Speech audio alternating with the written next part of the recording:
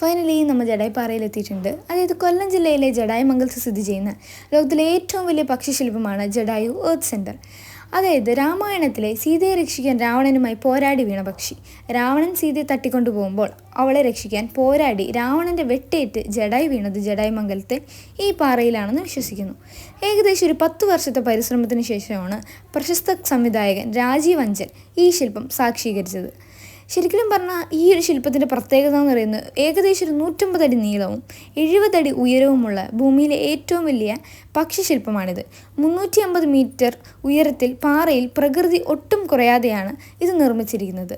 ഇപ്പോൾ ശരിക്കും പറഞ്ഞിട്ടുണ്ടെങ്കിൽ PP മോഡൽ നിർമ്മിച്ച കേരളത്തിലെ ആദ്യത്തെ ടൂറിസം പദ്ധതിയാണ് ഇത്.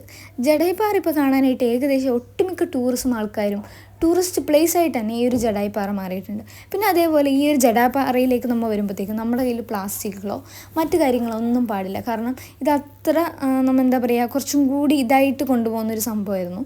അപ്പോൾ അടിപൊളി തന്നെയാണ്. ശരിക്കും ഇതൊക്കെ കണ്ടിരിക്കേണ്ട ഒരു കാര്യങ്ങളാണ്. അപ്പോൾ ജഡായുപ്പാറയുടെ പുറകിൽ ഇത്ര വലിയ ഹിസ്റ്ററി ഉണ്ടെന്ന് ഞാൻ ഇപ്പോഴാണ് അറിയുന്നത്.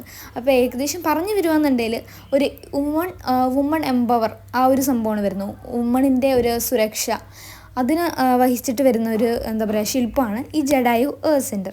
ശരിക്കും പറഞ്ഞാൽ ഒരു അടിപൊളി എക്സ്പീരിയൻസ് തന്നെയായിരുന്നു ഇതൊക്കെ. അപ്പോൾ ശരിക്കും കണ്ടിരിക്കേണ്ട ഒരു കാര്യങ്ങൾ തന്നെയാണ്. അപ്പോൾ ഇതെന്താ പറയുക അടിപൊളിയായിരുന്നു. നമ്മളവിടെയൊക്കെ കുറേ നേരം കറങ്ങി. പിന്നെ നമ്മൾ പോയ ടൈം അത്യാവശ്യം വെയിലും കാര്യങ്ങളൊക്കെ ഉണ്ടായതുകൊണ്ട് നല്ല വെയിലുണ്ടായപ്പോൾ നമ്മൾ പെട്ടെന്ന് തന്നെ അത് കണ്ടു കഴിഞ്ഞപ്പോൾ തന്നെ നമ്മൾ ഇറങ്ങാനായിട്ടുണ്ടായി. കാരണം നല്ല വെയിലായിരുന്നു. അപ്പോൾ ഒരു അത്രക്കൊന്നും ഓക്കെ വന്നിട്ടുണ്ടായില്ല.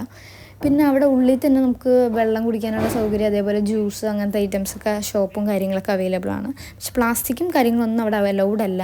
ശരിക്കും ഇത് അടിപൊളിയാണ്. അവിടെ ഇരുന്ന് ഫോട്ടോ എടുക്കാനായാലും അതിനെപ്പറ്റി ഹിസ്റ്ററി ഓരോ സൈഡിലും ഓരോ പാറയുടെ മുകളിലും അതിനെ പറ്റിയിട്ടുള്ള ഹിസ്റ്ററി അവിടെ കറക്റ്റ് ഡീറ്റെയിൽ ആയിട്ട് എഴുതിയിട്ടുണ്ട്. തൊട്ടടുത്തായിട്ടുള്ള ഒരു ഗ്രൗണ്ട് പോലൊരു സംഭവമുണ്ട്. ഇതെന്താ സംഭവം എനിക്ക് മനസ്സിലായില്ല. നമ്മൾ പിന്നെ അവിടെ ഇരുന്ന് കുറച്ച് ഫോട്ടോസും കാര്യങ്ങളൊക്കെ എടുത്തു. പിന്നെ അവിടെ ഇരുന്ന് താഴോട്ട് നോക്കിക്കഴിഞ്ഞാൽ ആ ഒരു കൊല്ലം മുഴുവനും കാണാൻ പറ്റിയ ഒരു രീതിക്കാണ് എനിക്ക് തോന്നിയത്. കാരണം അത്ര വലിയ അടിപൊളിയാണ്.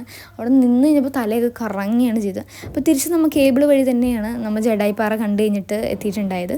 അങ്ങനെ ഇതൊക്കെയാണ് ജഡായുപ്പാറയിലെ വിശേഷങ്ങൾ. അപ്പോൾ അടുത്ത വീഡിയോയിൽ അടുത്ത ഡെസ്റ്റിനേഷൻ നോക്കാം അല്ലേ.